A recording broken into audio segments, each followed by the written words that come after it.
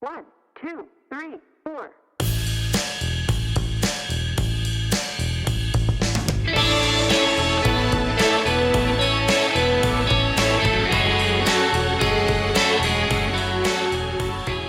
Hi, and welcome to the Vininspo podcast with me, Ed Merrison.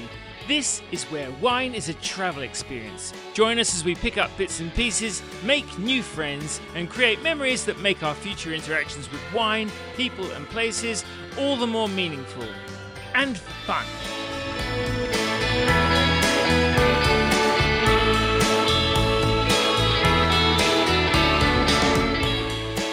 My guest on this week's podcast is English sparkling winemaker Emma Rice. For 13 years, Emma was the chief winemaker at Hampshire estate's Hattingley Valley, during which she was twice crowned WineGB Winemaker of the Year. We recorded a brief bonus segment where Emma dug out some rare British gems you need to track down. But for this conversation, we talked about being spurred on by sexist advice, how a pocketbook opened up a whole world of wine, California dreaming, terrible times in Tassie, bloody miserable English weather, scaling soaring heights on the South Downs, and the long and winding road to market of the Emma Rice label's debut wines. I started by asking Emma how an innocent young English girl got mixed up in this caper.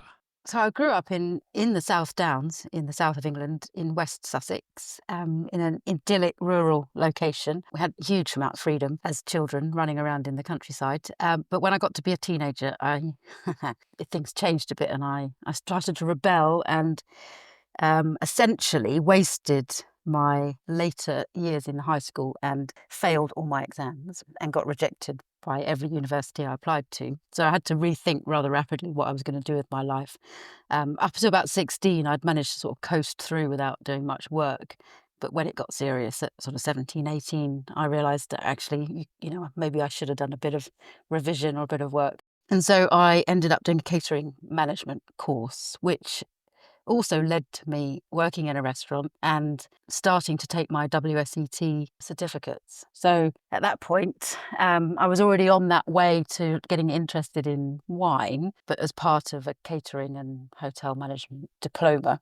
And I think we've discussed before, that's where I was working in a restaurant as a waitress, where I got my first taste of really, really expensive, really special wines. And it started to really fascinate me, seeing people travelling in from all over the country, and also all over the world would come to this restaurant to buy wine, to try wines that they couldn't get anywhere else. And I was fascinated by how could people spend thousands of pounds on a single bottle of wine. And it was there that I got to taste, the first wines that really made me understand what it might all be about. And I gather there was a fateful first taste of a rather special sparkling wine that had quite a big effect on you. There was, yes. It was 1990, 94, 95. It's lost slightly in the mist of time. I was the wine waiter for a special dinner party that the owner of the restaurant was holding. He'd been there 25 years, so it was his 25th anniversary dinner, and he'd invited the likes of Michael Broadbent, Hugh Johnson, and another famous wine writer called Charles Metcalfe. Jancis Robinson was there, and by that point she was a little bit of a hero of mine. I mean, everyone knew Hugh Johnson because of the World Atlas of Wine, but Jancis had just published the first edition of the Oxford Companion to Wine, and I got it was either my birthday or Christmas that year. So it was published in 94, and I'd been given a copy of it. And of course, when I realised that she was going to be there that evening, I asked if I could run home, get my copy and ask her to sign it. So I've got a signed first edition. But that night, serving the wine, I mean, I wouldn't call myself a sommelier. I was 19 years old and I was definitely a waiter, not a sommelier. And I served the aperitif, which was Krug Champagne, 1979 vintage in double magnum. So it was a fairly unwieldy bottle to be serving. But the owner had said, if there's anything left in the bottle at the end, after everyone's had their, generous share of it, you can try it. So, of course, I made sure there was a little bit left and I tried it. And I can still remember that moment and that taste today. And it was the wine that really set me on my path. Not that I knew that I would become a sparkling winemaker at the time, but I knew I wanted to work in the wine business in some way, shape or form. I suppose it sounds like you'd become, after your days of spending maybe too much time in the pub, by this stage you're back quite focused again, and that taste set you on a fairly focused path. How did you first try and make a move into that path? So fairly shortly after that, I spoke to the owner of the restaurant and I said, I'm absolutely fascinated by this whole thing of wine. And he's quite a famous wine merchant in England as well as being a restaurateur. And I said to him, I would really like to learn more, formalise my learning a bit more and learn from him. And his fateful words to me, which really were the catalyst for my next move, were that I'd make a good secretary for a wine merchant, but I wouldn't. That was about as far as it would go. That I should use my assets, and my brains were not my assets. I should use my personality and my looks, and perhaps I'd be a good secretary for a wine merchant, which was obviously quite devastating as Absolutely. a 19-year-old. So immediately, in a fit of rebellion again, I handed my notice in and started working for Oddbins, the high street wine merchant that was then in the 90s. And just to dive in there, Oddbins, just for anyone who doesn't know, would have been a pretty progressive and quite dynamic looking business for an English high street wine merchant. It was, yeah, it was very different to the stuffy image of the traditional British wine merchant of the time. Oddbins were responsible for bringing Australian wines, really responsible for the renaissance of Australian wines in the UK back in the 80s and 90s, and introduced hundreds of people to all sorts of different wines from all around the world, me included. And I worked at the Oddbins branch in Chichester in West Sussex for about a year or so. And I probably learned more in that year than I'd ever learnt from the guy in the restaurant in the 4 or 5 years I'd been working for him, just because I was immersed in wine, surrounded by it all the time and tasting all the time. And I think my palate was probably the most varied at that point. I mean, I was tasting the most varied range of wines at that point. Ever since then, I've been much more focused on one area or region, but it was a great opportunity. Yeah, I carried on with my WSET while I was there as well. So it sort of set me on a path. I would never have done that if that chap hadn't essentially insulted me into making a decision. I dread to think how many people might have been put off by such advice as you received, but it's good to see that it didn't put you off. So the step after that, you worked where after Oddbins? After Oddbins, I went backpacking, essentially, around New Zealand. I had the choice of either going to Australia or New Zealand, and I chose New Zealand because it didn't have any snakes. That was the only reason. And I had family there as well. And I ended up working for Newdorf Vineyard in Nelson, just picking grapes and washing buckets. I was really, really at the bottom of the pile there. Then came back to England. That sort of started to fascinate me about the production side as well. And then I came back to England and ended up as a secretary to a wine merchant in London. Was sort of quite, anyway, it was perfect. She was lovely. A woman. There were nearly all women in the business, and we focused on domain bottled Burgundy. I went from Krug to drinking Grand Cru, Premier Cru Burgundy in my early 20s. So, I really, really had a false idea of what the average wine consumer is drinking. And it was working for her was fantastic because she took no prisoners. She didn't suffer fools. She was a very hard taskmaster. I worked for her for 4 years, first as her PA, personal assistant, and then tastings and marketing coordinator, sort of managing the events and tastings and mailings, because at that point wine lists had to be printed and mailed out to clients who then faxed back their orders. I mean, we're talking emails didn't exist at the time. Internet was barely in existence. So it was a great learning experience. Again, tasting wonderful, wonderful wines. And that's really also introduced me to fine Australian wine because they were the agent for Lewin Estate. So we had all these wonderful Burgundies and then Lewin Estate. Very good. And it sounds like you're a real sort of sponge for information and wasting no time really catching up and getting ahead, both at Oddbins and it was Domain Direct, I think, that you worked. Mm-hmm. What came next? I saw an advert in Harper's Wine and Spirit magazine, which is the London trade magazine, for a wine editor for Mitchell Beazley Publishers. And they were advertising in the wine trade press because they could train an editor, but they couldn't train someone in wine. So they wanted to look for someone who knew about wine, who they could train as an editor. And I got that job, ended up working for Hugh Johnson on his pocket wine book, The World Atlas of Wine, alongside with Jancis Robinson. So I came across those two again, which was sort of I suppose it would have been 5 or 6 years later. And I learnt so much. Part of my training at Domain Direct, the Burgundy merchant, she used to run her red pen through letters I wrote for her and things like that, and seriously correct my grammar. So the editorial side of it I found quite easy because it was basically just, if you've got good English, good grammar, then it's relatively straightforward. And I just loved learning about. I got to read wine books and I was paid to do it. It was fantastic. Got to know loads of wine writers who are mainly based in London, but also all around the world, because I was updating the pocket wine book, Hugh Johnson's pocket wine book, every year. So I was in contact with the local wine expert in every single region of every single country who was updating. Essentially, they did it free of charge because, it was paid such a small pittance, but they were doing it because it was for Hugh Johnson. So I got to know all sorts of really interesting people and read about all sorts of interesting places and see the photographs. But I think that's what got me. I was seeing these wonderful photographs of these places. And I thought, I want to make wine. I don't want to be sitting in a glass and steel box in Canary Wharf in Docklands. So I kept seeing in the pocket wine book reference to Plumpton College in the ever-growing English section, which was, I think, 1 page at the time. Plumpton College kept getting mentioned. So I thought I'd have a look at that. And as it turns out, they were just starting to offer full degree courses in viticulture and enology. And again, another sort of impulsive decision. I just decided to upstick from London, move to Brighton, down in Sussex, and enrol on the BSc in viticulture enology, which was, I think, probably one of the best decisions I've ever made in my life.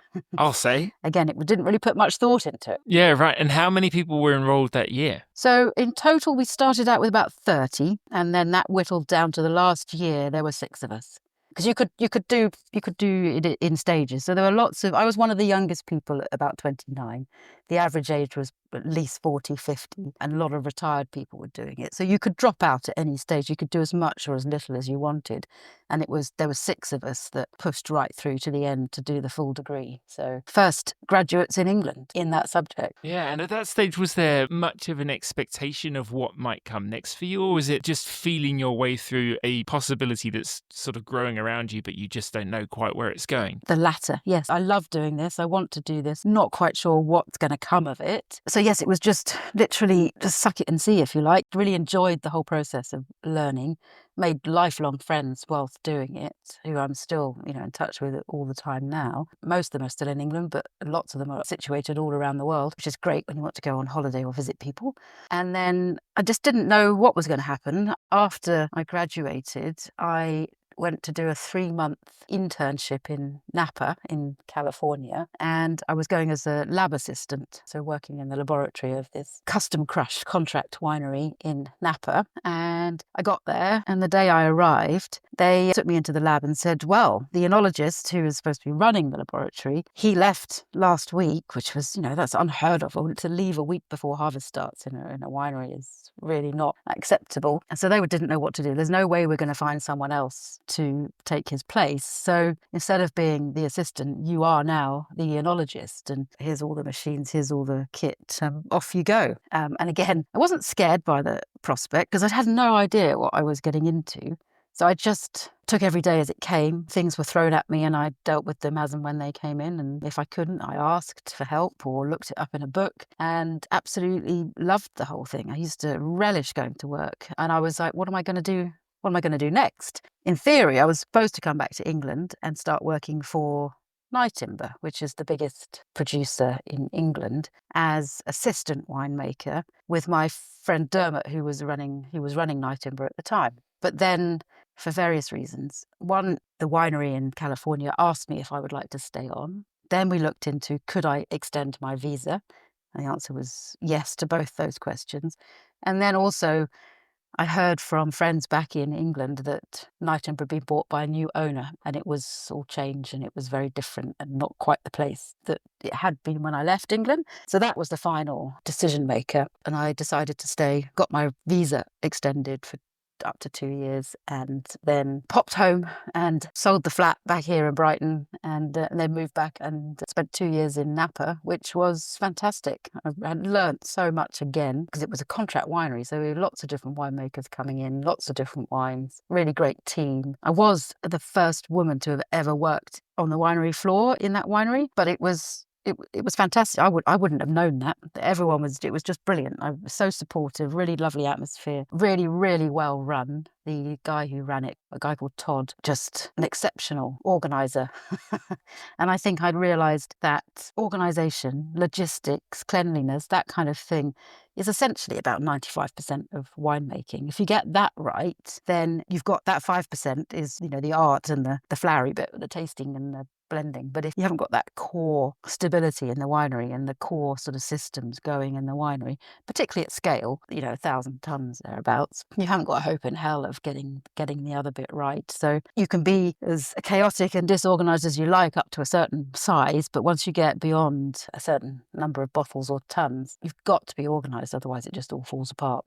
I think that was a key lesson. It sounds like you were relatively unflappable. I mean, lots of people going to a different place on the eve of harvest, in any case, might have been a bit daunted. Over in Calistoga for the first time, being thrown essentially a completely different job and a much bigger job than you're expecting. It sounds like it didn't really daunt you too much, this way of taking things in your stride. Is that the Emma Rice way? I guess so. I think I'm relentlessly optimistic. I always want to know what's happening tomorrow, what we're doing next, what's happening, who might I meet tomorrow, what kind of thing is going to be happening next week or the month after. So, yeah, there have been times in my working life where something has just felt too difficult. But I suppose I'm not talking about those because they weren't the successes.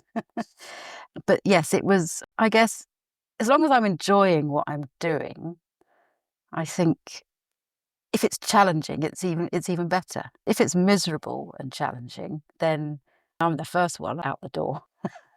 But if it's fun and challenging, I mean, it wasn't easy, but I enjoyed it. So I relished the opportunity. I don't know, maybe I'm doing myself down. Maybe I am very capable and able to take it in my stride, whatever life throws at me. But Well, certainly. I mean, we'll get on to the English wine journey a bit later on, but essentially that was quite a leap of faith. No dead certs involved in that, and a lot of people would never have imagined it would get to it even where it is now. But going back to California, was that quite a social time as well? It was, yeah. So Napa Valley is a little island in California, which is an island within the States, I guess. And everybody in Napa is involved in either wine or food in some way, shape or form, or it feels like that. Because of the nature of the work, it's a relatively transient population as well. So there's a lot of people who have been there for generations, obviously, but there are a lot of transient people working there just for either a season or a couple of years. And so everyone's very open to making friends. And I met lots of wonderful people who, again, I'm still in contact with. In fact, I'm just planning a trip to Dollywood with a friend from Napa. Brilliant. So yes, it was a great time, again, socially as well as hard work. Speaking of miserable times where it's not so easy to do things well, tell me about what happened after California, though, because I gather there was a little bit of coming down to earth after that. Yeah, well, I couldn't get my visa extended beyond the original 2 years. So it was the type of visa I was on was not easily extendable. So I could have left the country, reapplied and come back in again, but I would have missed the next harvest. It would just, there's no guarantee either. So I decided, you should always leave a party when it's going well. So I decided, right, okay, well, maybe this is the side to move on. And at the time I was married to a New Zealander. So I had a 5-year temporary resident visa for Australia available to me. So I got that and we went to Tasmania and I got a job in what turns out to be the biggest winery in Tasmania. And it was, oh God, it was polar opposite to where I'd been in California, absolute polar opposite. It was really badly run. It was much bigger. It was like 3,500 tons as opposed to about 1,000 tons. It was a much bigger range of wines from, dirt cheap. Up there was some high-end stuff as well, but there was some bulk wines being made in this place as well. And it was being expanded and being built around us at the same time. And it was stupid things like working on the night shift, miserable as hell to work on the night shift anyway, let alone in rural northern Tasmania. And, that we would be given work orders and they were like using the new tanks that had been put in that week or that day. And, finding out that they hadn't put power out there yet, so it's pitch black. So there's no power out by these tanks. There's no water out by these tanks, and you're expected to clean them, run pumps. And so it would take a 12-hour shift just to clean the tank and set up a racking and then clean down. And sometimes you'd even just have to hand, one job over to another person the next morning. But I've never been in a winery which was so badly organized and so badly laid out and badly built as well. I mean, it was stupid things like this is not the first winery I've seen this in, but the fall on the floors running away from the drains, not into the drains. So you're squeegeeing water uphill all night, stupid things like that. I like to think I'm quite an observant person, and I picked up a lot of tips and tricks on what not to do when you're building a winery, which then came to stand me in good stead when I got back to England. Squeegeeing water uphill sounds like maybe a metaphor for your time at, I think it was Tamar Ridge, wasn't it? Yes. Which we should say is under different ownership and far more competent ownership and thriving today under the Brown Brothers crew. This was a long time ago, yes. A long time ago. And that prompted you to head back to England, did it? So yes, I went back to England, and I had this 5-year visa for Australia. So the idea was to go back to England, regroup, see family, and then go back out to Australia and find it and go to a different region. But when I got back to the UK, I met up with some friends from Plumpton who were installing vineyards and site establishment and management of vineyards. And they were just like, there's so much going on here. So I decided to stay in England because it just seemed like it was going to be, there was so much going on, so much happening, more opportunities for people with not so much experience. Whereas, in Australia, I would have gone back there, I would have been a lowly cellar hand or lab assistant for possibly years. It's a much bigger pond to be swimming in. Whereas back in England, I was, probably one of the most experienced winemakers that England had at the time, just by dint of my few years away. Because there's no one here was qualified, let alone experienced. So I decided to stay in England and set up a laboratory and did analysis, probably a little bit ahead of my time because there wasn't quite enough business to keep me going. So I had to do a bit of sort of winemaking consultancy on the side, which is how I met Simon Robinson, who is the owner of Hattingley Valley. My mates were installing his vineyard for him at the time, back in 2008. And he was thinking about building a winery, and they introduced him to me. And then it wasn't a full-time gig to start with. It was a building site for a couple of years, and I was just popping over to make sure they didn't get the fall in the drains the wrong way and things like that. And then, so I sort of did it part-time consultancy alongside my laboratory business, and then eventually went full-time working for him as it grew and grew and grew, but then became one of the biggest wineries in the UK. To put some context around that, 2008, when Simon was starting out, that, I guess, really does look like a pipe dream to a lot of people. I know it's not that long ago in some ways, but at the same time, the expense of building a winery, the uncertainty around, I guess, a market for English wine, also where to grow it, how to grow it, how you're going to succeed, which is always, in the best of conditions, difficult. Just put into perspective, what kind of challenge lay ahead and how much faith and optimism it needed. Yeah, well, I mean, I think the wine industry across the world is filled with, let's face it, men who've made money doing other things and have always had a fantasy of having a vineyard or a winery or a wine brand or whatever it might be. There's a lot of those guys around, or there always were. And he had this farm that he'd bought as his country retreat. He was contracting out the arable land, and then we had this one slope on chalk facing south, which on paper looks perfect. In England terms, it's a little bit too high for planting grapes. It's 180 metres above sea level, and you're advised not to plant above 100 metres in England because temperature, every half degree counts in England. But he planted anyway, against all advice, because he wanted a vineyard, and that was the only field that was vaguely suitable. So that's how optimistic he was. And I still have clients these days who do the same, and then, they won't believe it until they see it, but that's fine. Yes, that does still happen everywhere for sure. It does.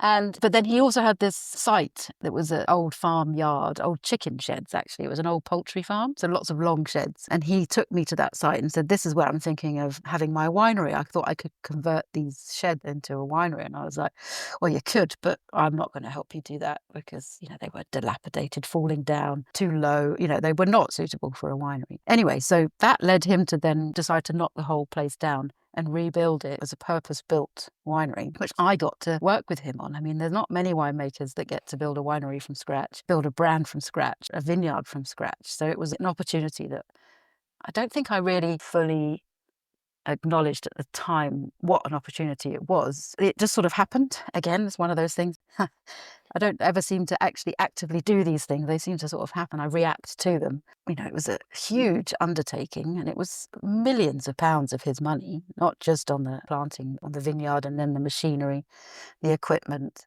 the staff. And I think Simon just had an enormous amount of faith in me, which I don't know where he came from, but he did. And yeah, he's now a lot less wealthy than he was. He's certainly not as cash rich. He's asset rich, so we say cash poor.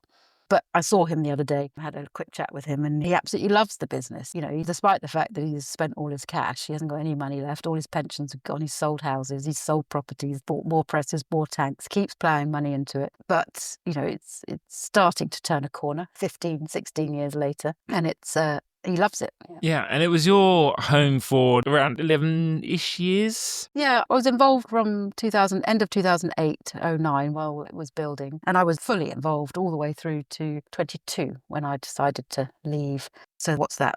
13 years. Yeah. I'm interested in how the wine industry was building around you at that time. But first of all, how things at Hattingley Valley built in terms of how much you were producing, how the reputation and awareness around these wines grew during those years. Well, something that became very apparent very quickly when we were building the winery was that there were other people planting vineyards just like Simon, either farmers or people buying land and planting.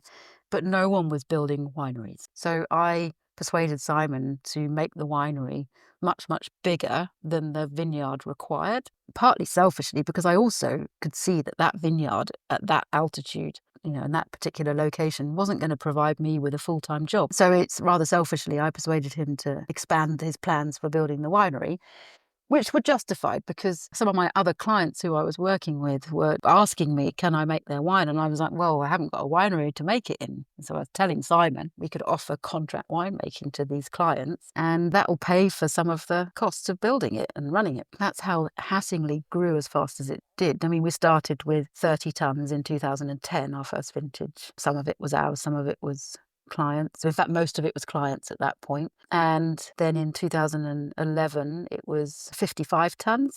2012 came along, gave us a right slap in the face, and we produced virtually nothing. By that point, we were expecting about 200 tonnes because the vineyards were all maturing and we'd taken on some more clients. We were expecting just over 200 tonnes and we got less than 11 tonnes. Well, I think you told me that it rained 28 days on the trot that year. In June, yes. It was the year of the London Olympics, which if anyone came to visit London for the Olympics will remember it just rained every day. And yeah, we got 11 tonnes, most of which was completely unusable, had to be deacidified and then put down to barrel and aged in barrel for about 5 years before it was even vaguely usable in a blend as a tiny proportion. So we didn't make a single bottle for us or the clients in 2012. So that was a harsh reminder of how difficult England can be for growing grapes. And then 2013, 14 onwards, we grew steadily in volume, both naturally from the vineyards maturing and also new clients coming in. And then we got hit in 16 and 17, 2 years in a row, by the most horrendous frosts, which wiped out virtually most of Northern Europe. We lost 90% of our crop in one night, before it had even started growing. Dear me. It was just horrendous. So it was the whole country, essentially. That could have probably did knock a few people out of the industry. Luckily, making sparkling wine, because of the terrible 2012 vintage, we'd started keeping reserve wine back so that we could at least on a year-on-year basis have something to bottle or work with. And that was what saved us in 16 and 17 when we had these hard frosts, was that we'd got quite significant reserves in the cellars that we could draw on. And also, by that point, I was buying grapes for our vineyards. By that point, didn't have a chance of meeting the needs of our sales. So I was buying fruit on the contract from growers all across the south of England, from Kent, Essex, Suffolk, Somerset, Hampshire, Sussex, Surrey. And so that helped a lot because, Essex very rarely gets hit by frost.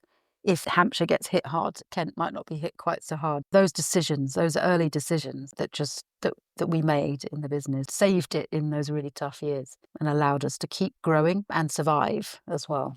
And taking in fruit from all those areas, and I know you've also been very active in the UK wine scene generally across the trade body, furthering the cause of English wine. You've obviously seen a lot of fruit from a lot of places, seen a lot of progress. We've talked about the challenges that you faced. What are the positives? Why do we grow wine in England? Why do we believe in it? What have you got going for you in Hampshire? What have they got going for them in the rest of the country where you are sourcing those grapes? Well, it's a very good question and very pertinent because we're trying to come up with PDO, protected designation of origin regulations at the moment, and honestly, it's a nightmare.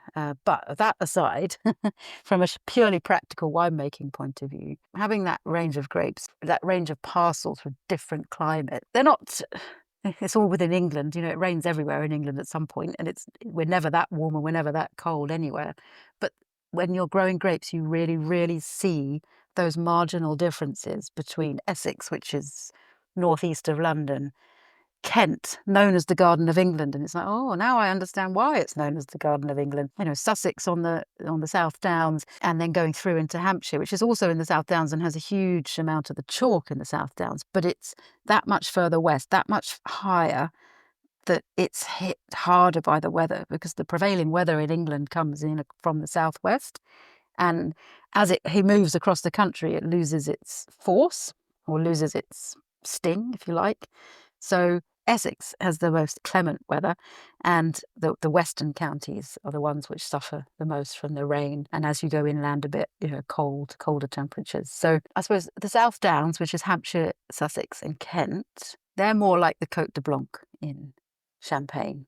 That's where you grow the really fine sparkling wines. The chalk is challenging for the vines to grow on, but once they're established, it provides these really, really fine, elegant base wines from all three varieties, Chardonnay, Pinot Noir and Pinot Meunier, which are just absolutely brilliant for making really high-end sparkling wine. In parts of Kent, they're on sandstone, and the Pinots from the Chardonnays from the sandstone vineyards in Kent can make some fantastic still wines. But the real star of the show at the moment in England is Essex, and it's the Crouch Valley, which is a small valley in between the Crouch River and the Blackwater.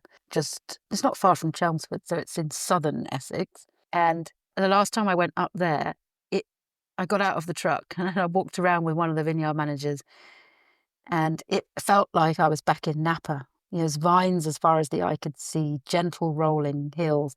It was unbelievable. And almost that entire valley is planted with Pinot Noir and Chardonnay, not Pinot Meunier, which I'll come on to in a second, but Pinot Noir and Chardonnay. And it's being grown for still wine. And they don't suffer from rot. They don't get the rain. They get higher temperatures, more sunshine in that particular area.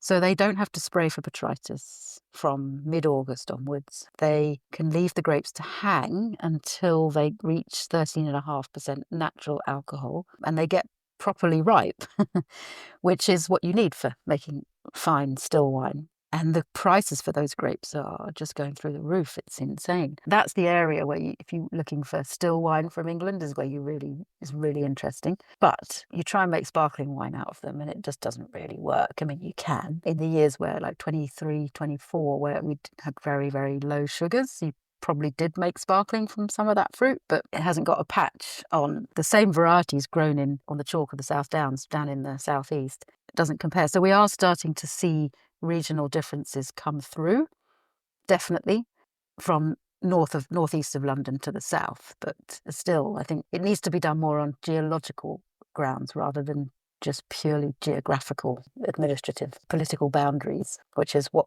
is the temptation, I think, for at the moment in the industry, is to try and slice up the country according to county boundaries, county lines, which is Kent, Sussex, Hampshire, etc. In my view, it doesn't work like that because it's a political line. It's not a geological one.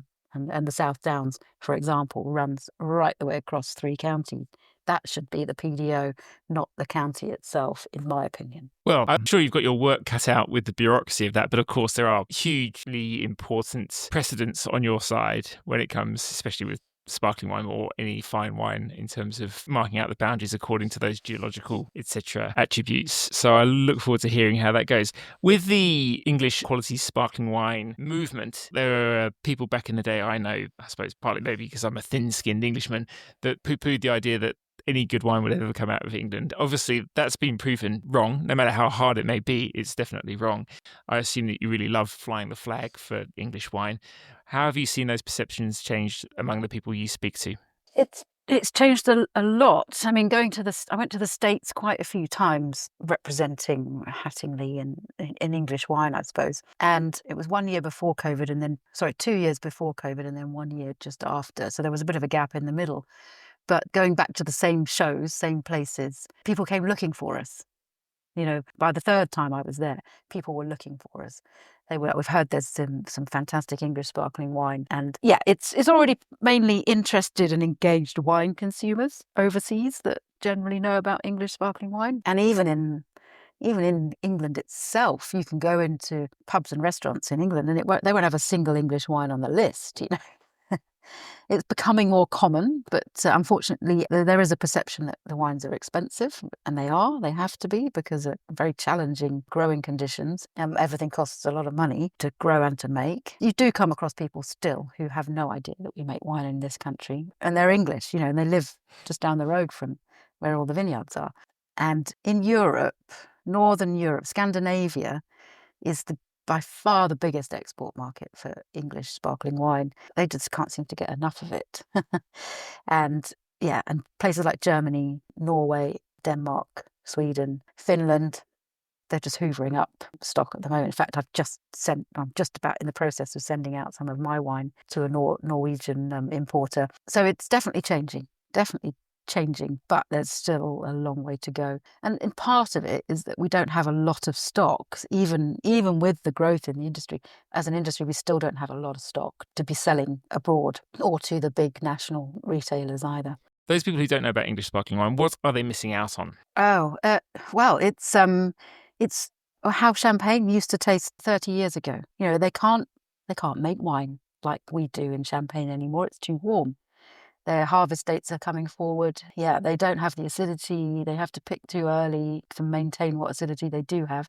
So in England, what you're looking for in a really fine English sparkling is real purity of fruit, intense fruit characters, and really fine linear acidity, hopefully balanced nicely. The best ones are just very, very elegant and very, very fine and will last for decades if aged properly. There are other styles of sparkling wine coming in which are different, but essentially you recognise English sparkling wine by the clarity of the fruit, if you like, the purity and the intensity of it, balanced with this very, very fine acidity as well. Sounds good. You talked about the organisation when you're in California, how important it was to run a tight ship there. You were in charge at Hattingley Valley for a long time. I would say a few high-flying alumni seem to have emerged as well from your time there. I've been enjoying Gareth Maxwell's launch of his wines, doing publicity as I probably would have expected him to very well, but also Jacob and Zoe at Black Chalk. Did you enjoy being a boss? Was it fun being in charge of a dynamic and ambitious company in a time of growth and, I guess, uncertainty like that? That's such a difficult question to answer, because it was both the best thing and the worst thing. When it was going well, and what I really loved was having a fresh batch of really keen young people coming in every harvest. It brought life into the winery. They brought ideas in with them. And I really, really enjoyed that interaction every year with different people. I don't have children myself. It was like, it's almost like I used to get to interview my potential children and choose the ones I wanted. And then they would come and work for me, and then they'd disappear and I wouldn't have to worry about them again. But it could also be the most challenging side of it as well. When people didn't get on or were difficult for some reason, whether that was my fault or theirs. Obviously, not everything went swimmingly. There were some relationships which soured or didn't get off on the right foot, and very few people who I don't have a good relationship with anymore. And I love the fact that, half the industry is populated by people who've worked for me at some point, or with me, however you want to look at it. But it was also caused some of the biggest stresses in my working life as well. And it was one of the big reliefs when I left, was that realization that I didn't have to manage a big team of 20 people, some of whom loved their jobs and some who obviously didn't like it at all. It was just, And we will talk about your particular approach, because that Krug moments, that 1979 Krug, inspired not just more learning in wine and that plunge that you took eventually, but a bit of a stylistic thing that sort of stayed with you. Tell me a little bit about the Emma Rice approach to sparkling wine.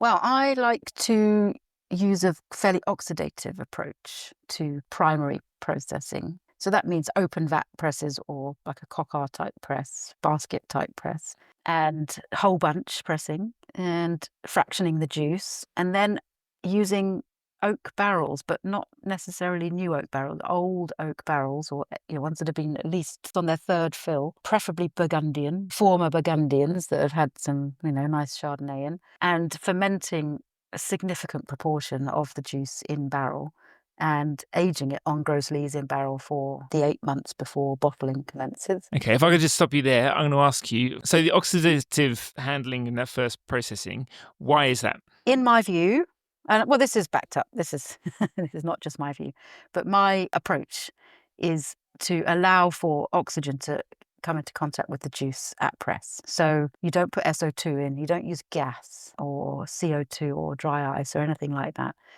You allow the juice to run from the press into the settling tanks underneath with no protection whatsoever. This is assuming your fruit is clean and fairly healthy. It's a different ballgame if there's a lot of rot involved, but assuming everything is good. You allow the colour, particularly in Pinot Noir or Pinot Meunier, to Tony Jordan he described it as allowing the colour to crack. The juice comes out and it goes brown and it looks horrendous and you think that you've really messed it up. It's quite nerve-wracking the first time you do it. You sort of need someone standing over your shoulder reassuring you it's going to be okay. And the juice goes completely brown, and then you rack it off into tank, allow it to settle again, rack again the next day, ferment it, and during the fermentation all that brown colour just disappears and it comes out pure, clean.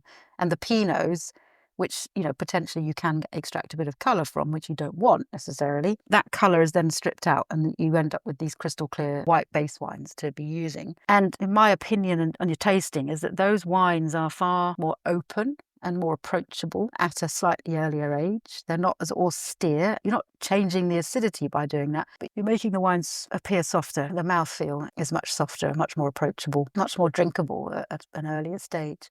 And it also helps essentially oxidizing the juice before fermentation makes the wine after fermentation much more robust and much more stable and is less likely to oxidize during the following processes of blending, cold stabilization, filtration, and then bottling. It has two benefits. One, to make the wines more stable, and also to, in my view, improve the texture of the wine. Right, and the same question, I'm sure with a similar answer then, to your use of oak.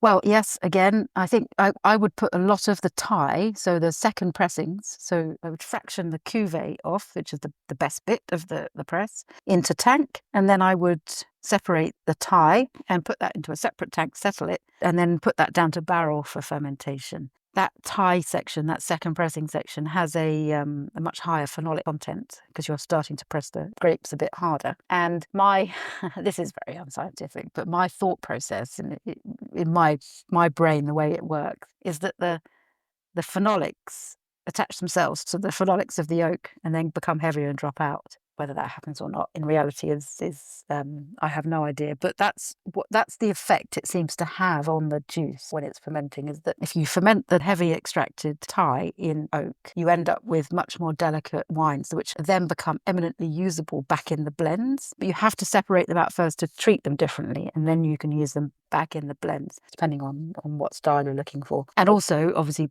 barrels is a very much more oxidative fermentation as well, and aging. There's a bit more interaction with oxygen and also higher lees contact as well because you're in a smaller vessel. So essentially you've got delicate juice, but you're marrying that as well with the softness that you've achieved from your oxidative handling. You're following that line again with the barrel use. Yes. And the gross lees, their role? Well, as long as you don't suffer from reduction during your primary fermentation, leaving the base wines on the gross lees from the primary fermentation for as long as possible can also add texture. Gross lees will help prevent oxidation. They act as a protector, and they also impart flavour and start that autolysis process, which you're going to go for in the bottle with sparkling wine as well. So it helps, again, with building the layers of texture, building that mouthfeel, adding complexity to the base wines, both in barrel and tank. But you can only do it if you've had clean fermentation.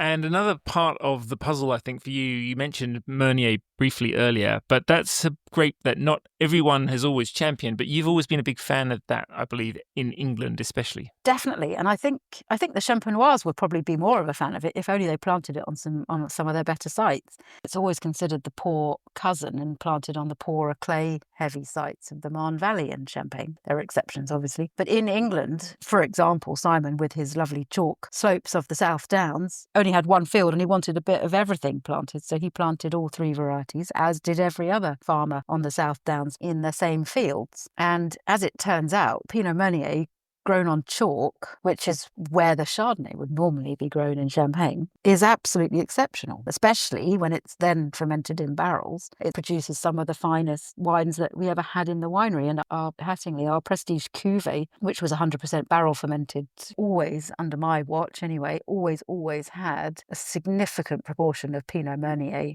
that came from the high altitude chalk vineyards. Ripeness was low, acidity was high, but the flavour profile on those wines was just exceptional. But they can't grow Pinot Meunier in Essex.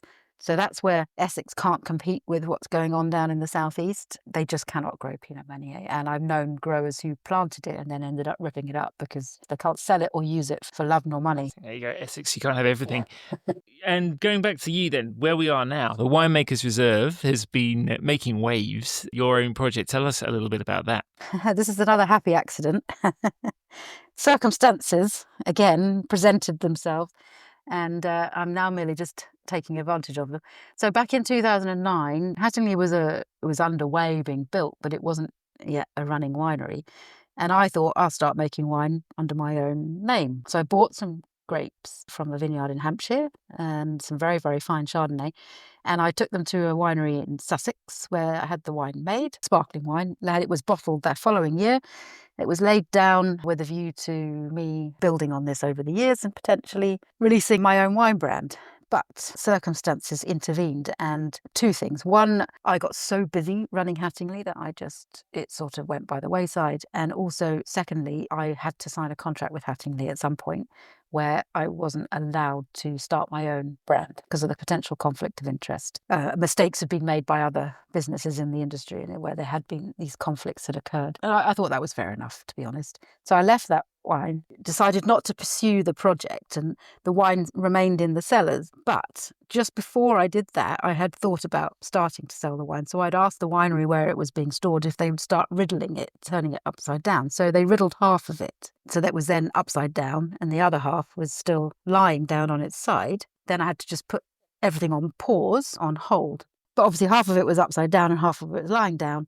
And then I forgot about it. And life took over. Life at Hattingley got so busy. Everyone forgot about it. It was tucked away in the corner of this winery. They forgot about it as well. Came to, 2018, and I was getting divorced. And of course, it came up in the divorce settlement as something that had value, that had to be split down the middle. So in order for me to be able to give my ex-husband the money, I sold the wine to Hattingley for whatever the market value was at the time, with a view to them maybe releasing a special Winemakers Reserve eventually. And so it ended up in Hattingley's hands, half upside down, half lying down. Then we forgot about it again. So it was in Hattingley's winery by this point, owned by Hattingley. And it just wasn't a priority. There was too much other stuff going on. And then when I finally left Hattingley in 22, I asked Simon if I could buy it back from him. And he very generously allowed me to buy it back for the same price I'd sold it to him. So I now had it back, and then Hattingley disgorged it for me and left it on cork for a year. And I'm now selling it as a pair. Same wine, one spent 10 years upside down, the other spent a total of 13 years lying down. And it's a very interesting tasting comparison, but it is a bit of a geeky wine nerd kind of wine rather than a everyday drinking. Yeah, so the en pointe bottles, they were fully inverted or just at a severe angle in a riddling pupitre? They were fully inverted in a riddling cage. Right. Yeah, it's exactly the same wine. The only difference is that half of them aged with the contact of about a 10p piece of lees contact, whereas the Sur Lat, the lying down version, had the whole side of the bottle of lees in contact with the wine. And they are remarkably different in their styles. I have to say I do prefer the Sur Lat version. It gives a bit more complexity, a bit more depth. Well, I've seen the reviews drumming up a bit of excitement. It must be in you as well quite nice to be releasing some wine under your own name. So is there more of that to come? Obviously not more lost stock, I'm guessing, tucked away somewhere. But what's next for your name and your wines? Well, I can't repeat that. I can't repeat the 15 years aging. So I've got a co-labelling project with 67 Pall Mall, the wine club in London, and that's going to be on a 2020 wine I made. Yep. The last 2 years, since I've been self-employed again, have been quite honestly not the best years to be buying grapes in England. So I decided not to. But this year, the sun is shining this morning.